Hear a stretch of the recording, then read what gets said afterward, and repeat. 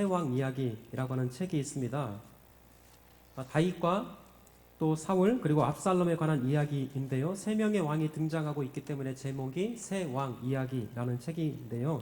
책을 읽으면서 참 내용 중에 통찰력도 있고 공감이 되는 많은 내용들이 있었습니다. 특별히 내용 가운데 이런 이야기가 있었어요. 하나님께서 다윗을 쓰시고 다윗을 이도하게 사용하셨음에 대해서 이렇게 말씀하고 있는데, 하나님은 고난을 통해서 다윗 안에 있었던 사울을 제거하셨다. 그렇지 않으면 다윗도 사울과 똑같은 사람이 되었을 것이다. 여러분, 굉장히 탁월한 분석이라고 생각이 들어졌어요. 왜냐하면 우리는 사울이면 사울, 다윗이면 다윗 이렇게만 생각하기 쉬운데, 하나님께서 보실 때 다윗 안에도 다듬어지지 않은 사울과 같은 모습, 그리고 압살롬과 같은 폭력적이고 불순종하는 그런 요소가 함께 있었다라는 거예요. 그러나 하나님께서 다윗에게 허락하셨던 그 수많은 고난을 통해서 그 모든 것들을 제거하시고 다윗을 위대하고 성숙한 인물로 변화시켜 주셨다. 그런 내용이었습니다.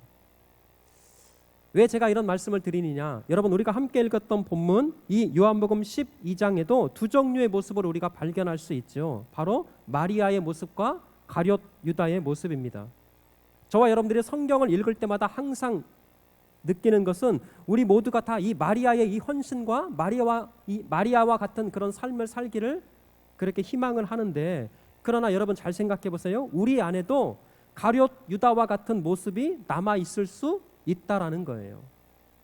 먼저 바라기는 저와 여러분들이 오늘 말씀을 나누면서 우리 안에 성령께서 만지심으로, 성령께서 함께 하시는 능력과 은혜로 말미암아 이 유다의 모습은 다 가다듬어지고 마리아처럼 헌신적이고 그리스도 예수의 사랑과 은혜 앞에 반응하는 하나님의 백성들 되시기를 주의 이름으로 간절히 축원합니다. 오늘 우리가 읽었던 이 본문은 너무나 유명한 사건인지라 사복음서, 마태복음, 마가복음, 누가복음, 요한복음에 다 기록되어 있어요. 물론 누가복음에 나타난 죄를 지은 여인은 다른 사건을 기록하고 있는 듯 하지만 어쨌든 비슷하고 동일한 내용이 사복음서에 기록될 만큼 아주 중요하고 특별한 내용인 것은 사실인 것 같아요. 자, 오늘 본문의 내용은 이렇습니다. 우리 주 예수 그리스도께서 유월절 엿새 전에 베단이 어떤 잔치집에 도착을 했던 것 같아요. 그런데 그 잔치 자리에서 우리가 너무나도 잘 알고 있는 것처럼 마리아가 값비싼 향유를 가지고 와서 예수 그리스도의 발 앞에 붓고 자신의 머리털로 심지어는 예수 그리스도의 발을 어떻게 하죠? 닦았던 거예요. 그런데 문제가 생겼습니다. 그 모습을 보고 있었던 이 유다가 갑자기 화를 내면서 야, 왜 이것을 낭비하느냐? 이것을 가지고 오히려 가난한 사람들에게 나눠줬으면 더 좋았을 텐데 왜 이것을 낭비하고 왜 이것을 허비하느냐? 그렇게 헌신했던 마리아를 꾸지람했던 거예요. 그리고 그런 장면을 예수님께서 보시고 어떻게 반응하는가에 대한 말씀이 오늘 읽었던 본문인데요. 자, 오늘 본문을 통해서 마리아의 행동과 이 가룟 유다의 이 행동은 어떤 차이가 있고, 또 오늘 성경을 읽고 있는 저와 여러분들에게 어떤 메시지를 주고 있는가를 한번 살펴보기를 원하는데, 먼저 가룟 유다의 모습을 통해서 먼저 발견할 수 있는 것 잘 들어보세요. 첫 번째는 헌신을 무가치한 것으로 전락시키고 있다라는 거예요. 사랑하는 성도 여러분, 우리가 잘 알고 있는 것처럼 그 당시 마리아가 깨뜨렸던 이 향유 옥합은요, 성경에 기록하고 있는 것처럼 아주 귀한 물건이었습니다. 생각해 보세요. 그 당시 여자가 사회에 진출해서 자유롭게 돈을 벌어서 돈을 모으고 할 수 있었던 그런 시기가 아니었죠. 그럼에도 불구하고 이 마리아가 이 값비싼 향유를 갖고 있었던 것, 어쩌면 이건 제 개인적인 생각입니다. 부모님이 일찍 돌아가셨기 때문에 부모님께 물려받은 값비싼 유산일 수도 있었을 거예요. 아니, 어쩌면 자기가 설령 그렇게 일을 할 수 없는 그런 상황임에도 불구하고 근근히 일을 하면서 어렵게 모아서 벌어둔 귀한 물질과 그런 예물일 수 있습니다. 그렇다면 사랑하는 성도 여러분, 그 가치는 단순히 금액으로 환산할 수 있는 그런 것이 아니었을 것 같아요. 그럼에도 불구하고 마리아가 그것을 아주 귀한 그 값비싼 향유를 예수 그리스도에게 가져왔고 예수 그리스도 앞에 그 향유를 깨뜨려서 아낌없이 다 부어드린 거예요. 그런데 잘 보세요. 그런 마리아의 헌신을 지금 가룟 유다는 별 볼 일 없는 것으로 전락시키고 있다라는 것입니다. 사랑하는 성도 여러분, 우리 가운데도 이런 모습이 남아있을 수 있다 생각이 들어져요. 다른 사람들이 헌신하고 다른 사람들이 봉사하는 것을 별 볼 일 없는 것으로 전락시킵니다. 깎아내려요. 다른 사람을 평가하는 것만이 아니라 내 스스로에게도 그런 봉사와 헌신을 무의미한 것으로 그렇게 생각하는 일이 종종 있을 수 있더라고요. 야, 그렇게 섬겨서 뭐해? 그렇게 헌신해서 뭐해? 누가 알아주지도 않는데. 지금 가룟 유다의 모습이 바로 정확한 그런 모습을 담고 있다라는 거예요. 사랑하는 성도 여러분, 우리가 섬기고 봉사하고 헌신하는 그 자리가 주님께서 기쁘게 받으시는 마리아의 귀한 헌신의 자리가 될 수 있음을 기억하시기를 주의 이름으로 축원합니다. 그렇게 호통하고 책망하고 있었던 유다에게 예수님께서 이렇게 말씀하고 있는 거예요. 그를 가만두어라. 왜 그렇습니까? 그 마리아의 헌신을 우리 주 예수 그리스도께서 기쁘게 받아주셨기 때문에. 자, 두 번째요. 두 번째 유다의 모습을 통해서 발견할 수 있는 것, 이것이 더 중요합니다. 강점이 오히려 신앙의 걸림돌이 될 수 있다라는 거예요. 그 사람이 갖고 있는 강점이 오히려 예수 그리스도 앞에 나아가며 예수 그리스도 앞에 헌신하는데 걸림돌이 될 수 있다. 여러분, 기독교 2000년의 역사 가운데 1945년은 미국 역사 가운데 가장 의미 깊고 가장 중요한 한 해였다고 그럽니다. 왜냐하면 설교로 유명한 세 사람이 미국에서 동시에 나타났기 때문에. 그 중에 한 사람이 그 유명한 빌리 그레함 목사님이십니다. 이 목사님이요, 27살에 돌풍을 일으키며 미국 전역을 돌아다니면서 설교를 했습니다. 그런데 잘 들어보세요. 이 빌리 그레함 이 목사님 앞에 두 사람에 비하면 이 빌리 그레함 목사님은 너무나 초라한 목사님이었습니다. 두 번째 등장했던 사람이 척 템플던이라고 하는 사람인데요. 이 사람은 벌써 20대 나이에 수만 명 앞에서 위대한 설교를 했던 그런 사람이었습니다. 그래서 심지어는 한 신학교 총장이 이 템플던이라고 하는 이 목사님을 향해서 어떻게 말하냐면 이 시대가 낳은 최고의 설교가이다, 이렇게 칭송할 정도로. 그런데 여러분, 이 두 사람마저 능가하는 세 번째 사람이 이 1945년에 등장을 하는데 그 사람이 그 유명한 브론 클리포드라고 하는 세 번째 사람이 등장했어요. 이 사람이 얼마나 위대한 사람이냐면 당시 매일처럼 신문에 오르내리며 수백 년에 한 번 나올까 말까 하는 그런 설교자라고 칭송을 받았던 인물이었습니다. 심지어는 이런 일화가 있어요. 한 대학에서 설교를 하는데 그 대학의 이 총장님이 이 사람이 하는 설교를 방해받지 않기 위해서 대학 내에 있는 모든 전화기 소리를 다 일부러 끊어버렸대요. 그 정도로 위대한 설교가, 그 사람이 브론 클리포드. 그런데 잘 들어보세요. 두 번째 사람, 이 템플던이라고 하는 이 사람은 5년 뒤에 신문 논설을 하다가 그만 교회를 떠나버렸어요. 그리고 세 번째 사람, 이 클리포드라고 하는 이 사람은 35살의 나이에 음주와 도박에 빠져서 살다가 그만 초라하게 죽어버렸어요. 오직 빌리 그레함 이 목사님만이 끝까지 하나님 앞에 쓰임받는 그 사람이 되었다라는 거예요. 왜 그랬을까? 이유는 간단합니다. 그 사람이 자신이 갖고 있는 강점을 바라보는 자세가 달랐기 때문이었다라는 거예요. 이 템플던 목사님과 클리포드라고 하는 이 사람도 자신의 강점을 누구보다도 잘 알고 있었습니다. 그런데 문제는 뭐냐면 그 강점이 하나님께로부터 주어지는 것이 아니라 자기 자신에게 비롯된다고 그렇게 생각했던 거예요.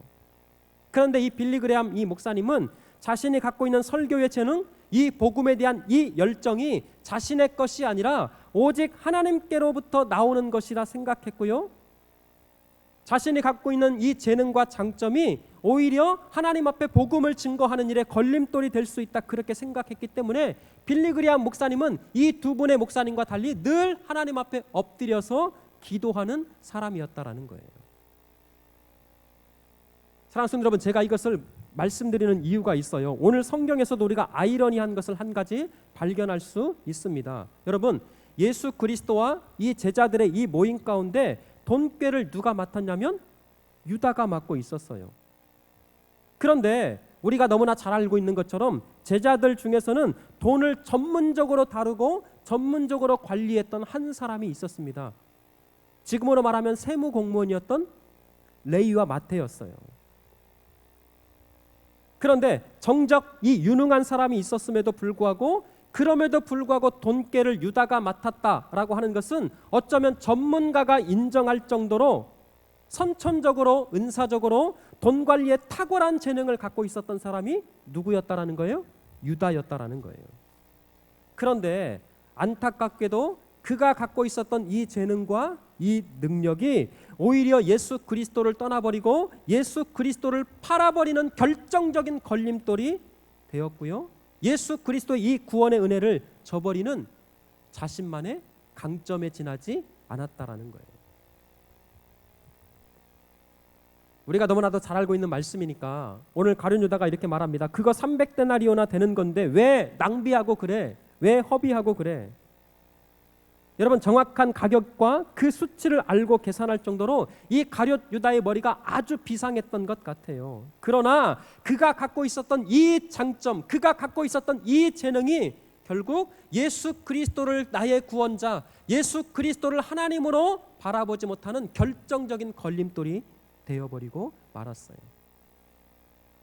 셈에 밟고 계산이 너무나 빠르니까 이 부동산 정보에 빠르고 세상의 물정과 이치에 너무나 박다 보니까 그만 정작 붙들어야 할 예수 그리스도, 정작 붙들어야 할 그 하나님의 은혜를 놓치고 말았던 사람이 유다였던 거예요. 사랑하는 성도 여러분, 우리에게도 그렇게 적용할 수 있다 생각이 들어져요. 때론 내가 갖고 있는 재능과 내가 갖고 있는 재능이 예수 그리스도의 그 은혜와 그 십자가 앞으로 나아가는데 방해물과 걸림돌이 될 수 있다. 왜 그러냐면 우리가 갖고 있는 그 장점이 우리의 영적인 눈을 감게 만들 뿐만 아니라, 여러분, 장점을 가지고 있다라고 하는 것은요, 기도하지 않아도, 하나님 앞에 은혜를 구하지 않아도, 내가 무언가 열심히 노력하지 않아도 자연스럽게 얼마든지 가능할 수 있기 때문에 그 장점을 가지고 하나님 앞에 엎드리고 그 장점을 가지고 하나님 앞에 기도하지 못하게 하는 것이 된다면, 죄송한 표현이지만 그 장점은 오히려 우리가 신앙생활을 하는데 중요한 걸림돌이 될 수 있다라는 거예요. 아까 제가 초반에 소개해드렸던 이 세왕 이야기, 이 저자였던 이 진 에드워드라고 하는 이 목사님이 이런 섬뜩한 이야기를 하고 있습니다. 하나님께 버림받아도 은사는 정상적으로 작동한다. 이게 좀 무서운 말이거든요. 다시 한번, 하나님 앞에 버림받아도 은사는 정상적으로 작동한다. 내가 하나님 앞에 버림받아도, 내가 하나님과의 관계가 끊어져도 내가 하는 그 사역 얼마든지 잘할 수 있다라는 거예요. 우리 주님께서 내 앞에서 하나님의 그 얼굴을 돌리신다 할지라도 얼마든지 뜨겁게 찬양할 수 있고 얼마든지 뜨겁게 설교할 수 있더라고요. 사랑하는 성도 여러분, 그러기에 오늘 우리가 이 예배를 통해서, 아니 우리가 주님께서 허락하시는 그 우리의 남은 인생을 살아가면서 우리가 끊임없이 붙들고 우리가 끊임없이 기도해야 되는 것. 주님, 은사를 주시옵소서. 하나님, 우리에게 재능을 주시옵소서. 우리에게 달란트를 허락해 주시옵소서. 그것이 아니라 우리가 주님 부르시는 그날까지 하나님 앞에 겸손한 마음으로 엎드리면서 간구하고 기도해야 되는 것. 하나님, 우리에게 은혜를 주시옵소서. 여러분, 이렇게 기도하는 하나님의 백성들, 하나님의 자녀들 되시기를 주의 이름으로 축원합니다. 자, 잘 들어보세요. 룩겟미 말씀을 묵상하면서 마리아가 예수 그리스도 앞에 향유를 부었던 이유가 무엇이었을까? 갑자기 11장에서 12장으로 넘어오면서 마리아가 예수 그리스도 앞에 값비싼 향유를 가지고 와서 그 향유를 깨트려서 발에 붓고 자신의 머리털로 예수님의 발을 닦고 있는 거예요. 근데 왜 갑자기 성경이 이 이야기를 기록하고 있을까? 여러분, 중요합니다. 1절 한번 다시 보세요. 자, 1절 한번 다시 또박또박 읽겠습니다. 시작. 6월절 엿새 전에 예수께서 베다니에 이르시니 이곳은 예수께서 죽은 자 가운데서 살리신 나사로가 있는 곳이라. 아멘. 여기 보세요. 6월절 엿새 전에 예수께서 어디에 이르셨다고요? 베다니에 이르셨다. 여러분 보세요. 성경이 지금 우리말 성경에는 이렇게 시작하고 있는데 우리말 성경에는 나오지 않은 원어 성경에 보면 1절 앞에 생략된 단어가 뜻밖에 있어요. 그것이 뭐냐면 연필로 꼭 적어 놓으세요. 그러므로라고 하는 단어입니다. 자, 다시 한번 그러면 절 보세요. 자, 1절을 어떻게 소개할 수 있냐면 자, 말씀 한번 띄워 주세요. 그러므로 6월절 엿새 전에 예수께서 어디에 이르셨다고요? 베다니에 이르셨어. 자, 여러분 중요한 이유가 있습니다. 그러니까 예수님께서 베다니에 이르셨던 것은 그냥 이르신 것이 아니라 그러므로 베다니에 이르셨던 거예요. 여러분 중요한 의미가 있습니다. 우리가 요한복음을 읽어보신 분들은 알겠지만 요한복음은 잔치로 시작해서 잔치로 끝나고 있는 것이 요한복음 성경이에요. 가나 혼인잔치에서 이 베다니의 이 마리아의 잔치로 마지막 삶이 옮겨가고 있는 것이 요한복음이 기록되고 있는 성경입니다. 그런데 보세요. 가나 혼인잔치가 기쁨의 잔치였어요. 가나 혼인잔치가 즐거움의 잔치였다면 그러나 지금 이 12장에서 행해지고 있는 이 잔치는 눈물의 잔치였어요. 가나 혼인잔치가 신랑 신부의 그 예식을 통해서 기쁨과 즐거움의 잔치였다면 이 요한복음 12장에서 행해지고 있는 이 베다니의 잔치는 사실 예수 그리스도의 그 십자가를 앞에 두고 벌어지고 있는 일종의 환송과 고별의 잔치가 오늘 성경의 내용입니다. 근데 여러분 더 놀라운 것이 있어요. 3절 한번 볼까요? 3절에 이렇게 시작하고 있습니다. 마리아는 지극히 비싼 향유 곧 순전한 나드 한 간을 가져다가 예수의 발에 어떻게 해요? 붓고. 자, 3절에도 우리 성경에는 나오고 있지 않지만 원어 성경에 보면 3절 앞에도 한 단어가 생략되고 있는데 그 단어가 바로 그러므로라고 하는 단어예요. 보세요. 그러므로 마리아는 지극히 비싼 향유를 가져다가.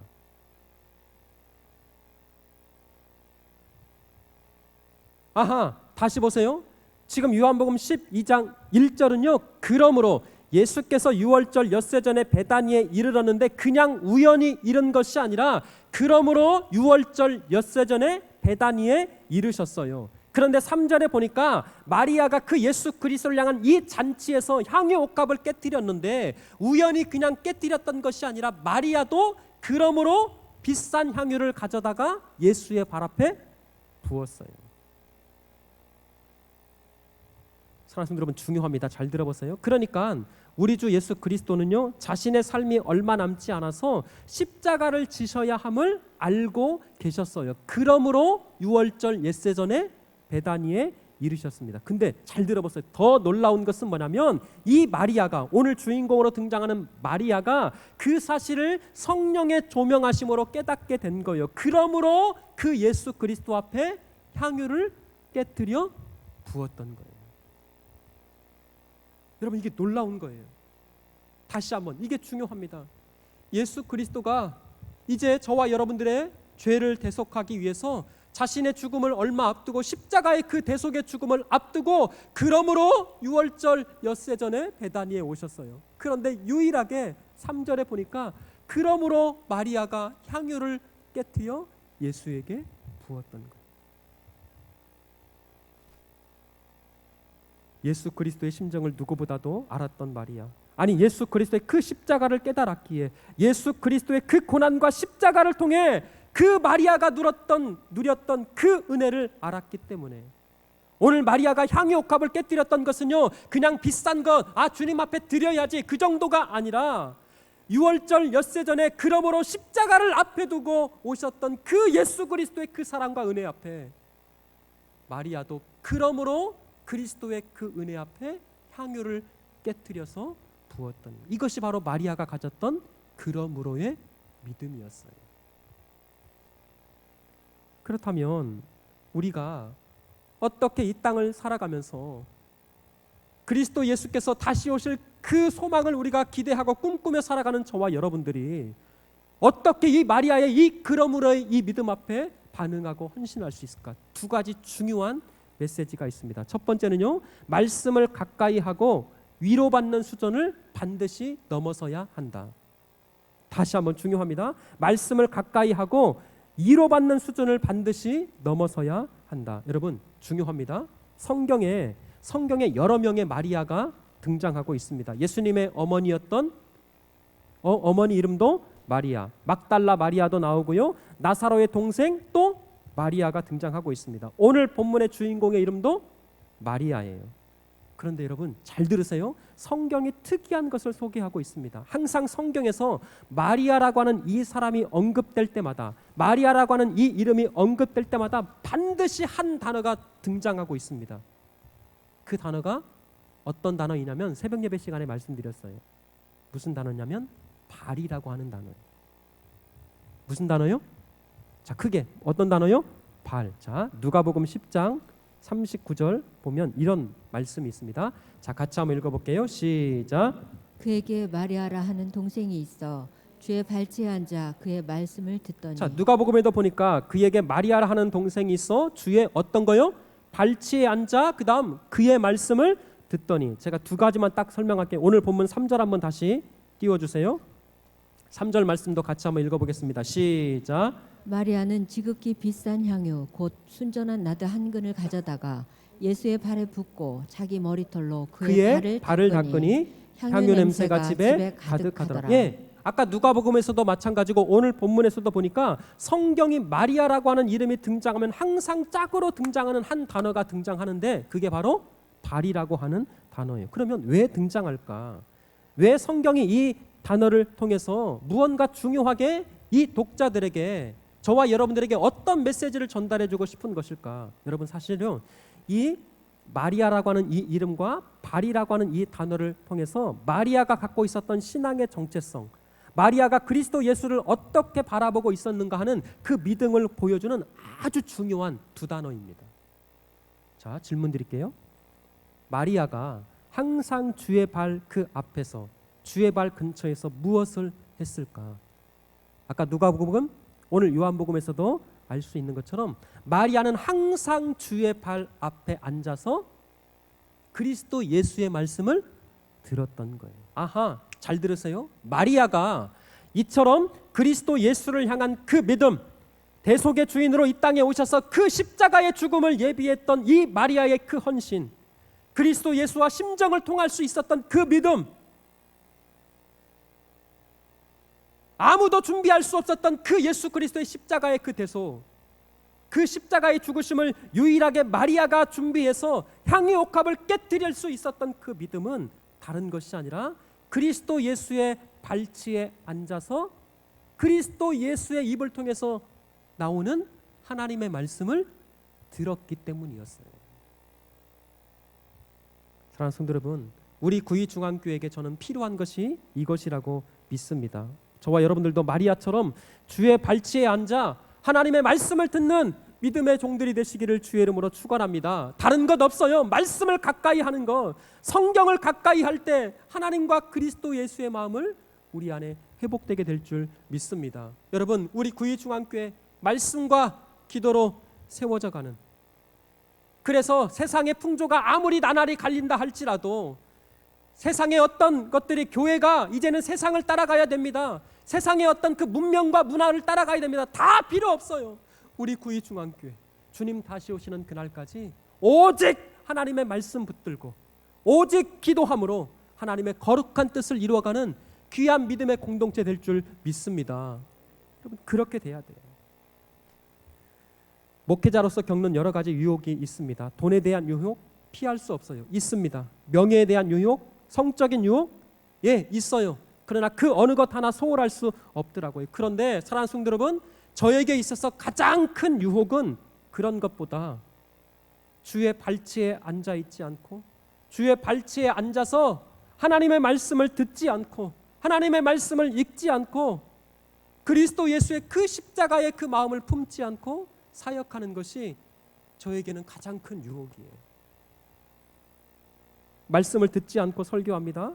말씀을 보지 않고 성도들을 방문하고 신방해요. 말씀을 보지 않고 찬양하는 경우, 여러분, 저에게도 자유롭지 않더라고요. 사랑하는 성도 여러분, 여러분들은 어떻습니까? 지금 주의 발 앞에 앉아 계십니까? 주일 한번 예배 드리는 것으로 만족하며 어쩌면 주중에는 하나님의 말씀을 가까이 하지 않는 주의 발치가 아니라 저 다른 곳에 앉아서 그렇게 평안한 일상을 혹시 보내고 있지는 않으신지. 여러분 잘 보세요. 오늘 성경에 보니까 마리아도 처음부터 이런 믿음을 가졌던 것은 아니었어요. 11장에 보면 나사로가 죽었을 때 그리스도 예수께서 오셔서 그냥 위로해 주기를 바라는 그런 믿음에 지나지 않았던 것이 마리아였습니다. 그런데 12장에서는 예수 그리스도의 마음, 예수 그리스도의 그 십자가의 마음을 가슴에 품을 수 있는 그런 믿음에까지 이르렀던 거예요. 근데 보세요. 그러면 11장과 이 12장의 이 사이에 무엇이 있었을까? 다른 것이 아니라 마리아는 그리스도의 발치에 앉아서 그리스도 그 예수의 입을 통해서 쏟아져 내려오는 하나님의 말씀을 들었던 거예요. 사랑하는 성도 여러분, 다시 거듭 말씀드립니다.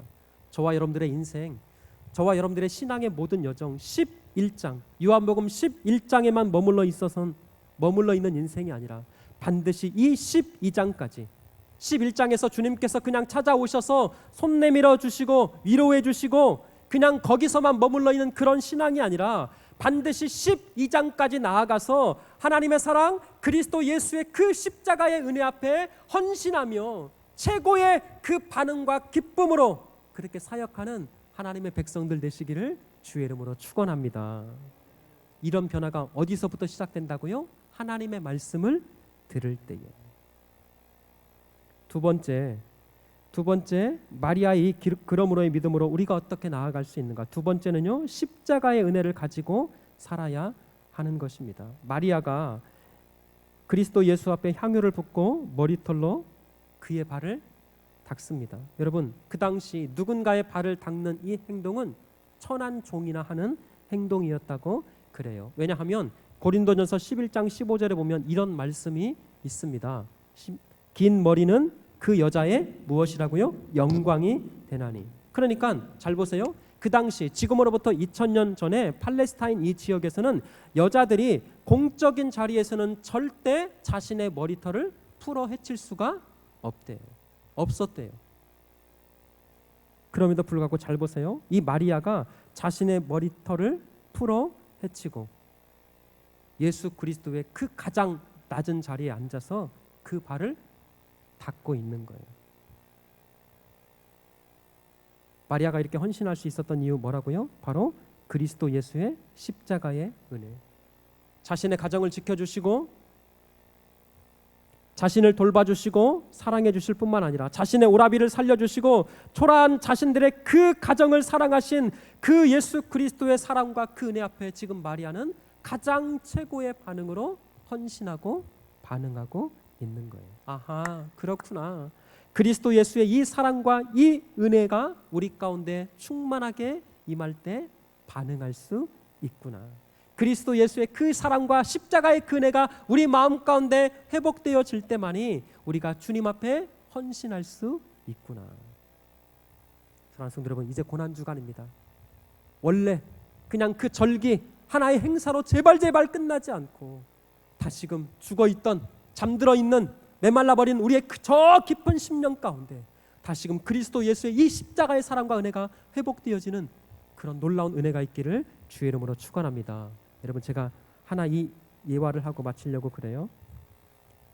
우리를 십자가 앞으로 인도하며 감명을 줄 수 있는 동화 하나를 제가 소개해드리려고 합니다. 여성 최초로 노벨 문학상을 수상했던 스웨덴 셀마 레겔레프라고 하는 사람이 쓴 진홍 가슴새의 비밀이라고 하는 아주 짧은 동화가 있습니다. 이 책을 우리나라 이한규 목사님이 번역하셔서 책보다 더 짧고 간결한 어떤 중요한 메시지를 이렇게 전달하고 있더라고요. 한번 들어보세요. 옛날 하나님이 만물을 만드실 때에 잿빛털을 가진 새를 만드시고 그 이름을 진홍 가슴새라고 붙여 주셨습니다. 그 새가 물었습니다. 하나님, 저는 온통 잿빛털을 가졌는데 왜 진홍 가슴새라는 이름을 주셨나요? 하나님이 말씀하셨습니다. 내가 언젠가 참사랑을 베풀게 되면 그 이름에 걸맞는 깃털을 반드시 가지게 될 거야. 어느 날 진홍가슴새가 있던 언덕에 십자가가 세워졌습니다. 그런데 그 십자가에 어떤 분이 매달려 있었습니다. 호기심이 든 이 진홍가슴새는 두려움을 떨치고 그분에게 날아갔습니다. 가까이서 보니까 그분 이마에 가시관이 쓰여져 있었고 피가 흐르고 있었습니다. 너무나 불쌍하고 안타까워서 그 새는 그 이마에 있는 가시를 작은 부리로 하나씩 뽑기 시작했습니다. 그때마다 피가 솟구쳐서 그 새는 온통 피투성이가 되었습니다. 그렇게 지칠 때까지 가시를 다 뽑고 둥지로 돌아왔는데 이상하게도 몸에 묻은 핏자국이 잘 지워지지 않았습니다. 결국 목덜미와 가슴에 선명한 핏자국이 남게 되었는데 더욱 이상한 것은 그때부터 그 새가 낳는 새끼는 모두 목덜미와 가슴에 선명한 진홍빛 털이 생기게 되었습니다. 사랑하는 성도 여러분, 혹시 이 진홍 가슴새의 모습이 저와 여러분들의 모습 아닐까요? 그리스도 예수의 피 한 방울, 그 피 한 방울이 우리 가슴에 새겨졌기에 저와 여러분들이 그 그리스도 예수의 그 은혜, 십자가의 은혜로 변화된 하나님의 백성들이 된 줄 믿습니다. 때론 세상살이 살아가면서 흙이 묻고 오물이 묻어서 더러워져서 잿빛으로 보인다 할지라도 그럼에도 불구하고 사랑하는 성도 여러분, 저와 여러분들은 이미 그리스도 예수의 그 십자가의 피로 말미암아 변화된 이 진홍빛 털을 가진 하나님의 백성들이 되었다라는 이 사실을 믿음으로 고백하시기를 주의 이름으로 축원합니다. 그러기에 오늘도 내일도 주님 다시 오시는 그날까지 오직 예수, 오직 그 십자가 붙들고 끝까지 믿음으로 승리하는 하나님의 자녀들 되시기를 주의 이름으로 축원합니다. 여러분, 이 찬양 함께 고백